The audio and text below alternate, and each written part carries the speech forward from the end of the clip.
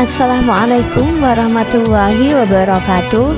Perkenalkan, nama saya Prima Selativa Herina Zereyina dari program studi Pendidikan Matematika semester 2 Fakultas Keguruan dan Ilmu Pendidikan dengan NIM 241001006. Di sini saya akan menjawab soal yang ada di buku Aswaja 1 halaman 119 sampai 120, soal nomor 1, 2, dan 3. Soal nomor 1 adalah apa yang dimaksud dengan mazhab dan jelaskan hukum bermazhab bagi orang awam, mujtahid, dan ulama yang belum mencapai derajat mujtahid. Secara bahasa, mazhab adalah masdar yang berasal dari akar kata zahaba yang berarti bagus. Sedangkan menurut istilah, mazhab adalah pendapat atau metode seorang ahli fikih yang diikuti oleh para pengikutnya yang menisbatkan diri kepadanya. Al-Zarkashi di dalam bukunya Al-Bahr Al-Muhit membagi masuk ke dalam 3 tingkatan: mujtahid, awam, dan orang yang pandai agama namun belum sampai ke derajat mujtahid. Yang pertama adalah orang awam. Orang awam bukan hanya orang yang sama sekali tidak mengetahui hukum Allah, akan tetapi ia juga orang yang mengetahui hukum sebuah permasalahan dari mujtahid, akan tetapi ia tidak mengetahui dalilnya.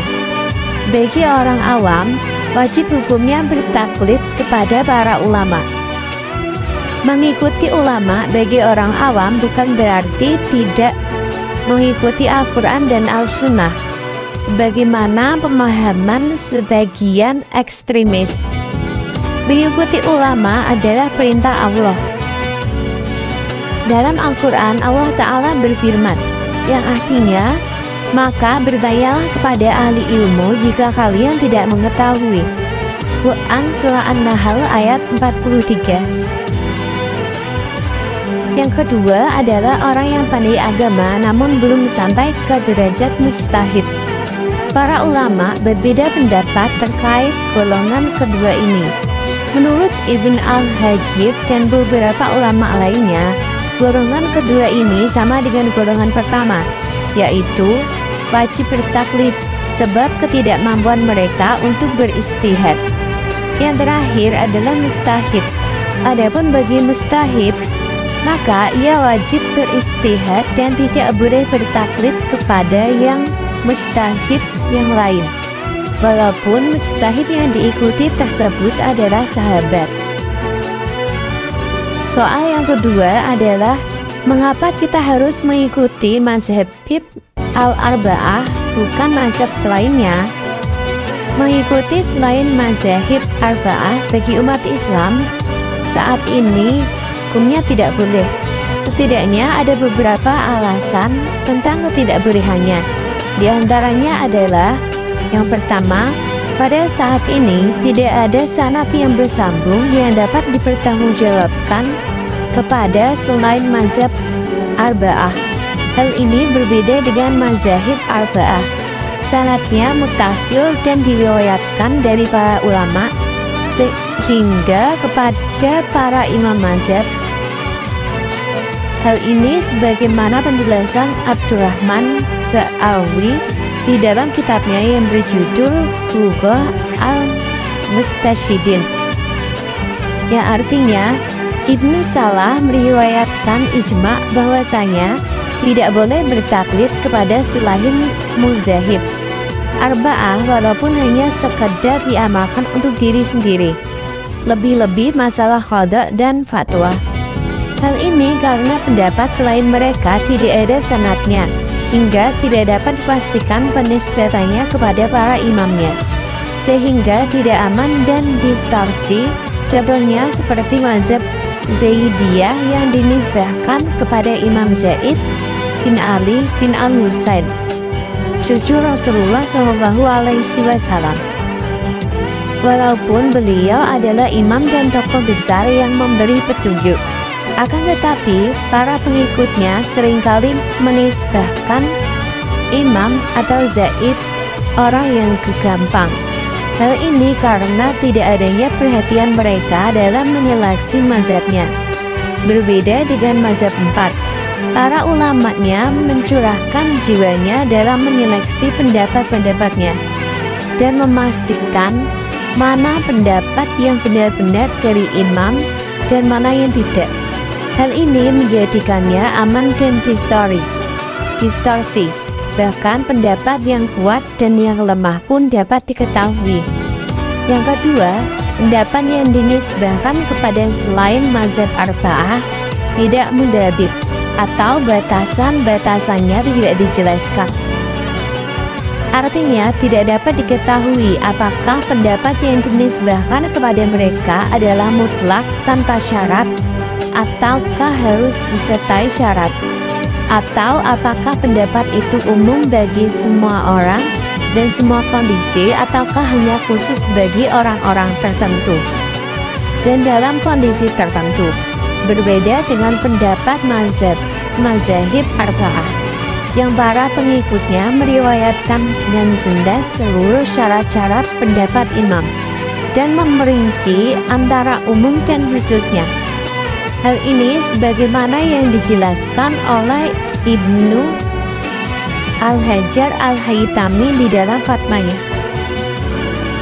Dari pemaparan para ulama yang telah disimpulkan, setidaknya kita dapat menyimpulkan bahwasanya seandainya ada pendapat sahabat atau mazhab selain mazhab arba'ah yang dapat dipastikan penisbatannya dan dapat diketahui secara pasti batasan-batasannya, maka pendapatnya boleh diikuti sebagaimana apa yang diwaparkan oleh Ibnu Hajar Al-Haytami dalam fatwanya, yang artinya pendapat kedua adalah bolehnya taklid kepada sahabat, sebagaimana boleh juga taklid kepada seluruh mujtahid.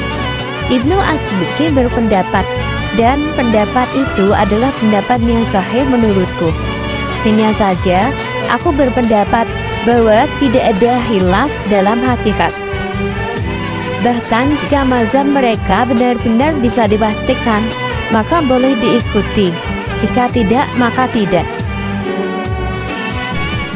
Soal ketiga adalah sebutkan sumber hukum menurut mazhab Hanafi, Maliki, Syafi'i, dan Hanbali.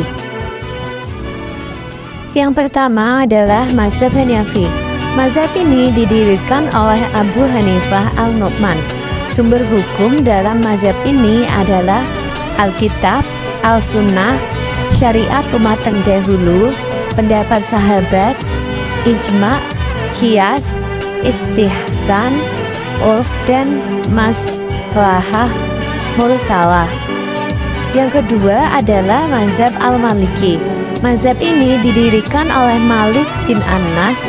Sumber hukum dalam mazhab ini secara tertib adalah Alkitab, Al-Sunnah, Al-Ijma, Al-Qiyas, amal penduduk Madinah, maslahah mursalah, sab al-zariyah, khuruj min al-khilaf, dan adat. Yang ketiga adalah mazhab Al-Syafi'i. Mazhab ini didirikan oleh Al-Imam Muhammad bin Idris Al-Syafi'i. Sumber hukumnya adalah Al-Quran, hadis, ijma, qiyas, awal sahabat, istihab, dan al-ah bin Aqali Makilah. Yang terakhir adalah mazhab Hanbali. Mazhab ini didirikan oleh Ahmad bin Hanbal Al-Saibani. Sumber hukum dalam mazhab ini adalah Nas, Al-Quran, hadis, ijma, fatwa sahabat. Apabila para sahabat khilaf, maka yang diambil adalah fatwa yang paling mendekati Alkitab dan Al-Sunnah, hadis do'if, dan qiyas. Sekian jawaban yang dapat saya berikan. Terima kasih. Wassalamualaikum warahmatullahi wabarakatuh.